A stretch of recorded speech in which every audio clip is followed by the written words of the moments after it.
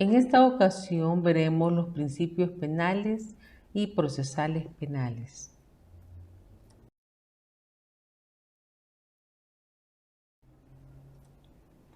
El artículo 1 de nuestro Código Penal nos regula el principio de legalidad.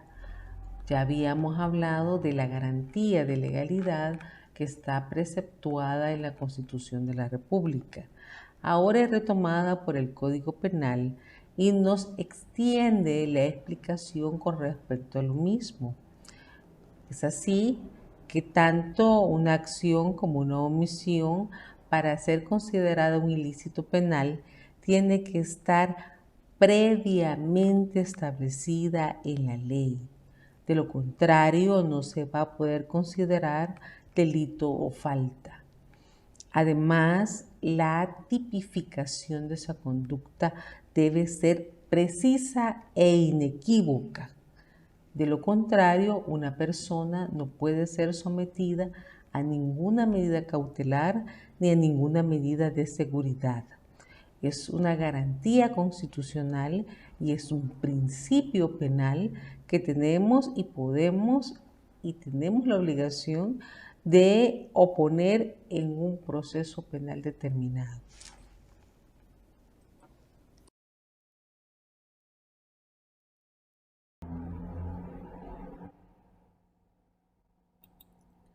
El artículo 2 del Código Penal nos habla del principio de la dignidad humana y nos está diciendo que cualquier persona que se le atribuya un delito o una falta tiene derecho a que se le respete, a que se le dé el debido trato con la dignidad inherente a su condición de ser humano.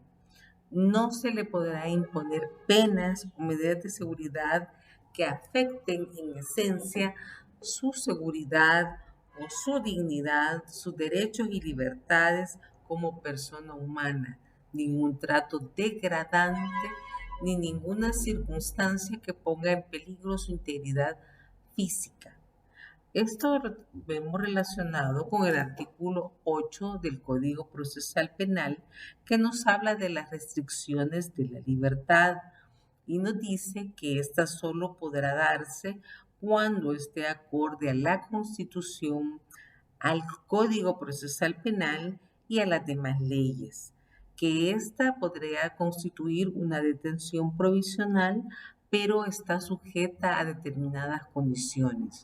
Debe ser proporcional al delito que se está atribuyendo y asimismo, bajo ninguna circunstancia, debe exceder los 24 meses. Caso contrario, estamos ya fuera de los límites permitidos por la ley.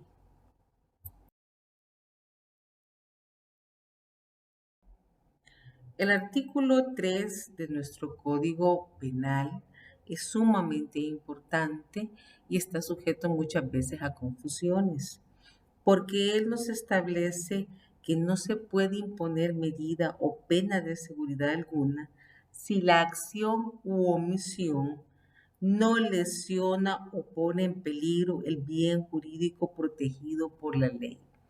Recordemos que uno de los elementos del delito es la lesividad del bien jurídico tutelado.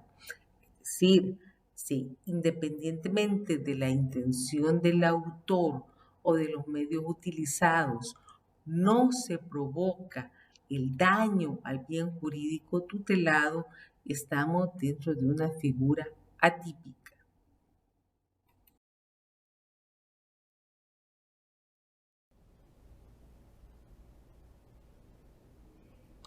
El artículo 4 del Código Penal nos habla del principio de responsabilidad y nos dice que a ninguna persona se le podrá imponer pena o medida de seguridad alguna si ella ha actuado con ausencia de dolo o culpa, que está prohibida todo tipo de responsabilidad objetiva.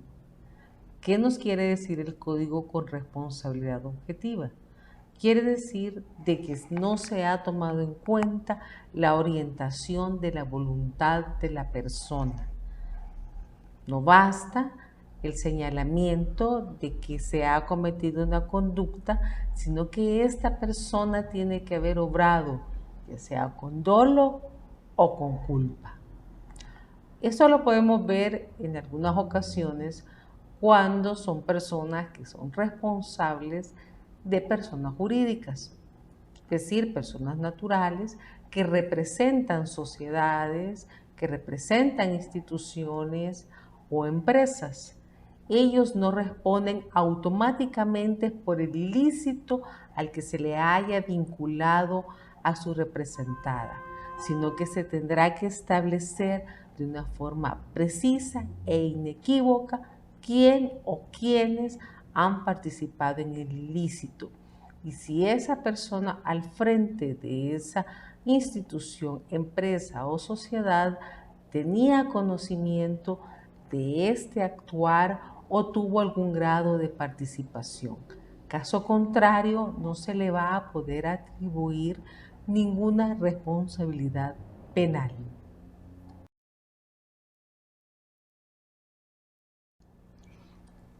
El artículo número 5 nos habla del principio de necesidad y nos establece que tanto las penas como las medidas de seguridad solo se impondrán cuando sean necesarias y tienen que hacerse de forma proporcional al hecho que se ha realizado.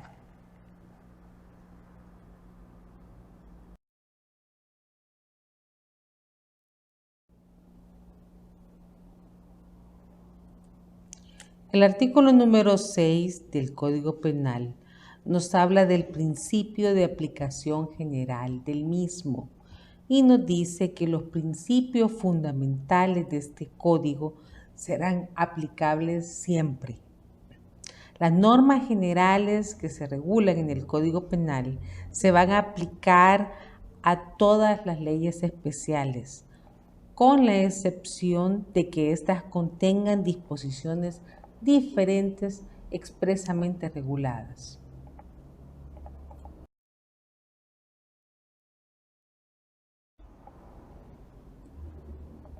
Abocándonos al Código Procesal Penal, encontramos el artículo número 1 que nos habla del principio de juicio previo, que retoma la garantía constitucional de que nadie puede ser sometido a una pena si no ha sido previamente oído y vencido en juicio, que la sentencia debe estar firme y el proceso debe haberse seguido conforme a la ley, a una ley previamente establecida, y debe haberse observado todas las garantías constitucionales y los principios penales y procesales penales con una estricta vigilancia. También encontramos el principio de legalidad del proceso y la garantía del juez natural en el artículo 2 del Código Procesal Penal. También nos refleja el espíritu de la Constitución, puesto que retoma las garantías constitucionales que ya estudiamos y nos dice que a toda persona que se le impute un delito o falta será procesada conforme a la ley preexistente al hecho delictivo que se le está atribuyendo y ante el juez o tribunal que con anterioridad a la ley se haya señalado. Este principio también se regirá en lo que respecta a la aplicación de la pena y de las medidas de seguridad.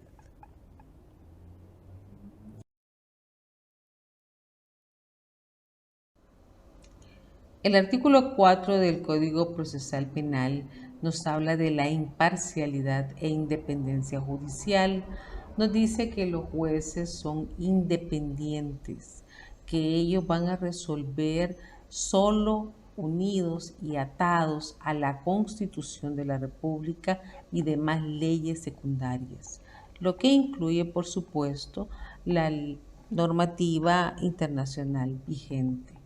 En ningún momento deben tener injerencia o influencia de medios exteriores, ya sea por parte del Estado o interiores por parte de la misma Corte. Ellos se deben exclusivamente a la Constitución y a la ley, y es la garantía de las personas de que serán juzgados con imparcialidad e independencia. Ellos tendrán que justificar sus resoluciones con base a la sana crítica y a sus conocimientos, y no tienen que verse afectados por ningún tipo de manipulación de ninguna persona o funcionario o autoridad. En caso que se dé esta circunstancia, el mismo artículo 4 nos dice que tendrá que hacerse del conocimiento de la Corte Suprema de Justicia, de la Fiscalía y del Consejo Nacional de la Judicatura. La obligación judicial está claramente plasmado en el artículo 4, donde los juzgadores tienen el deber de justificar adecuadamente sus resoluciones y tienen que hacerlo apartados de cualquier tipo de interés o interferencia. Esa es una garantía que tenemos los habitantes de El Salvador de recibir una justicia efectiva. Es una condición de un Estado democrático de derecho, de que la Corte Suprema de Justicia, incluyendo todos los jueces y magistrados, resuelvan sus causas sin ningún tipo de interferencia y lo hagan nada más a través de su conocimiento y de la aplicación de la Constitución y demás leyes.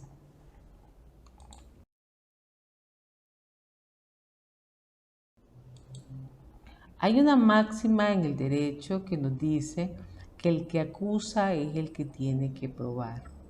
El artículo 5 del Código Procesal Penal nos habla de que quien va a dirigir la investigación va a ser la Fiscalía General de la República, y quien va a promover la acción en los casos de acción pública, aunque también los promueve en el caso de acción pública previa instancia particular, es la Fiscalía General de la República.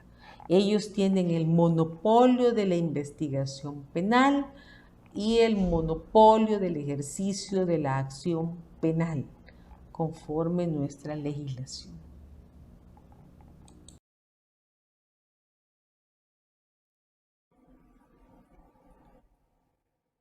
El artículo 6 del Código Procesal Penal nos habla de la presunción de inocencia, igual que lo hiciera la Constitución, y nos agrega de que toda persona se presumirá inocente y deberá ser tratada como tal en todo momento mientras no se pruebe su culpabilidad conforme a la ley y en un juicio oral y público, en el que se le deben asegurar todas las garantías necesarias para su defensa, y además nos dice que la carga de la prueba le corresponde a los acusadores. El artículo número 7 nos habla de la duda. En esto lo que el legislador nos está diciendo, que cuando el juzgador no tenga la certeza de que la persona a la que se le está atribuyendo un delito es responsable o no del mismo, es decir, él está en un estado de duda, de confusión, su obligación es fallar a favor de la persona procesada. Es el indubio pro reo.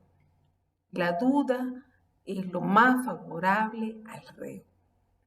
En este caso, ese es el deber del juzgador. El artículo 9 nos habla también de la única persecución penal, tal como ya lo había hecho la Constitución de la República. Nos dice que nadie puede ser procesado ni condenado más de una vez por el mismo hecho. No importa que se le ponga otra calificación o se esté tratando de alegar nuevas circunstancias. La sentencia absolutoria firme dictar en el extranjero también sobre hechos conocidos por los tribunales nacionales, también producen efectos de cosa juzgada. Acordémonos que todos estos preceptos, todos estos principios están basados en garantías constitucionales.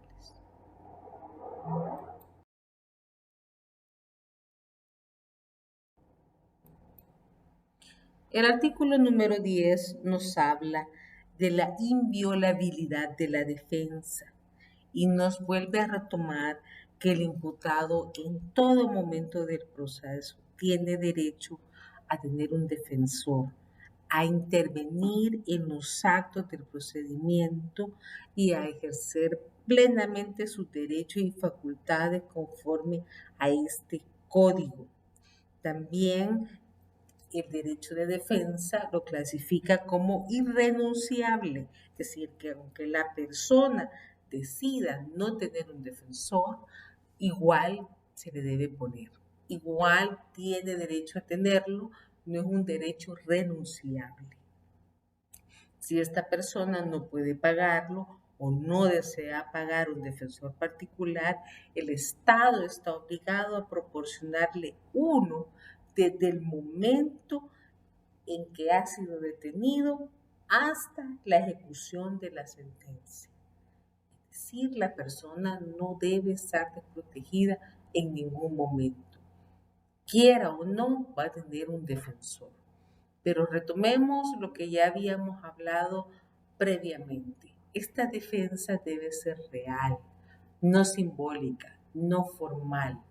Es decir, que quien retome la defensa de la persona que se le está atribuyendo un hecho delictivo tiene que hacer todo lo posible por, si no se puede lograr su inocencia porque la prueba no lo permite, pero sí velar porque la resolución sea lo más favorable para él. Participar en todas las diligencias que sea necesaria y hacer un ejercicio efectivo del derecho de defensa. Caso contrario, la persona está cayendo en un estado de indefensión y es el juez, como garante del proceso, el que debe observar esa circunstancia.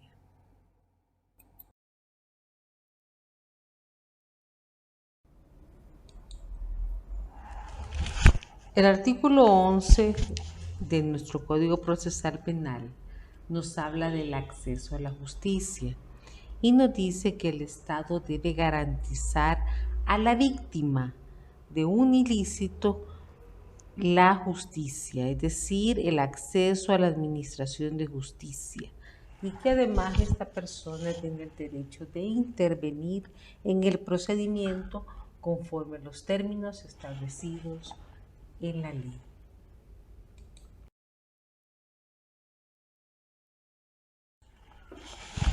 El artículo 12 nos está hablando de la igualdad, pero acá no es la misma igualdad de la que nos hablan los derechos fundamentales, sino que es una igualdad procesal. Es decir, que las partes procesales, ya sean materiales o técnicas, deben tener los mismos derechos a intervenir en el proceso penal. Tiene que haber un equilibrio, una justicia y una equidad entre todas las partes que intervienen en una causa penal.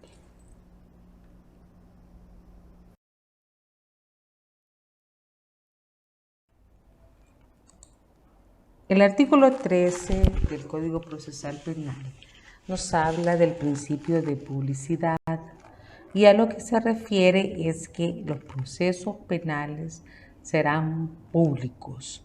Los actos que se desarrollen dentro del proceso penal serán del conocimiento de todas las personas, con las excepciones que se dan siempre en este código. Por ejemplo, cuando se restringe el acceso al conocimiento de la identidad de las personas, cuando se da una reserva total o parcial de un proceso.